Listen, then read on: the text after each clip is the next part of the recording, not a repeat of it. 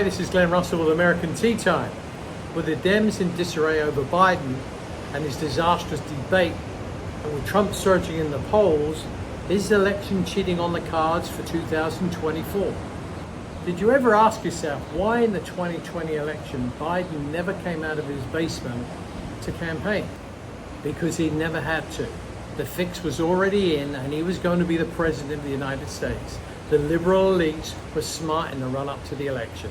People like billionaire George Soros made it his mission to install liberal attorney generals into swing states. These AGs determine the voting rules for that state.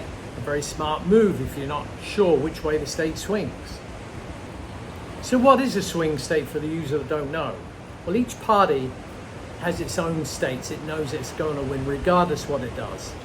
An example for the Dems would be New York and California, and for the Republicans it would be the middle of the country and the South.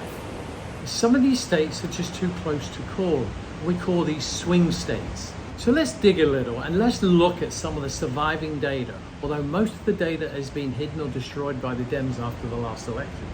Sudden and sharp vote dumps for Biden in battleground swing states were systematically larger than any other vote dumps that came into other states, making them especially crucial for swaying election outcomes in those respective swing states.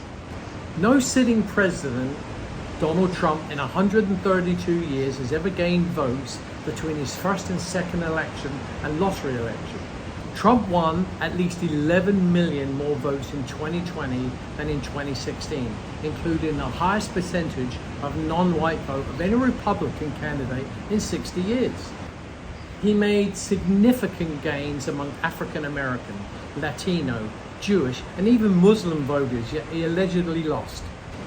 Despite Biden and the Dems allegedly receiving 15 million more votes than Obama did in 2012, in his re-election, the Democrats lost 13 House seats. That math does not add up. As a snippet, Biden underperformed Hillary Clinton's 2016 vote in every major metro area, yet somehow outperformed her in the swing state cities of Milwaukee, Detroit, Atlanta, and Philadelphia. Biden also allegedly won despite having received a record low share of the Democratic primary vote, while Trump set a record for primary votes for an incumbent, 18 million primary votes, doubling the previous record set by Bill Clinton. Trump is only one of 5 incumbents to win more than 90% of the primary votes since 1912. No incumbent who has received at least 75% of the primary vote total has ever, until 2020, lost re-election. Contrary to media claims, many cases filed by Republicans and or private plaintiffs in courts around the country were not lost. In most cases, the courts were liberal-leaning. Liberal-leaning judges refused to even hear the evidence, or all the cases were dismissed because of lack of standing. No court had all the evidence because new data was emerging daily. In Pennsylvania, only 19% of the vote additions favored Trump from November 4th through November 7th. The vote update differences in the time range results were 578,000 votes for Biden with only 3,290 votes for Trump. That's impossible, even if Trump was the most hated man alive in that state. McCandless precinct in Allegheny County, Pennsylvania, had a ratio of 86 Democrat votes to every 14 Republican votes in 2020. But in 2016, the same county had 47 Democrat votes for every 53 Republican votes, an obvious and severe departure from statistical norms. And Trump had a solid performance in his 4 years in office. In Arizona, 22,093 mail-in ballots were received the day before they were mailed.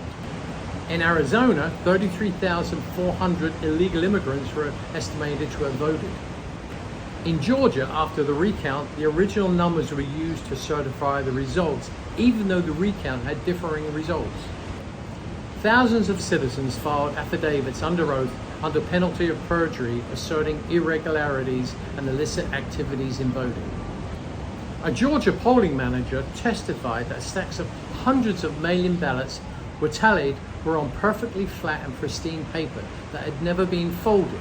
If a ballot is really mailed in, it has to be folded in two places to fit in the envelope. Georgia's Secretary of State Brad Raffensperger, without legislative approval, unilaterally approved Georgia's statute governing the signature verification process for absentee ballots. A sworn affidavit for mathematical analysis of the publicly available vote update data showed that in Arizona, 2,000 voters were registered to a vacant parking lot. In the Antrim, Michigan forensic report of the audit of the Dominion voting system tabulator machines, it was found that someone had attempted to zero out all election results 1353 on November 21st. This is a clear and unchallenged example of direct tampering with the evidence. Lastly, the same party that told us that the 2016 election was stolen by Russia and warned us of election fraud by the use of electronic voting systems now says the integrity of the election was unsurpassed and it's impossible to steal an election.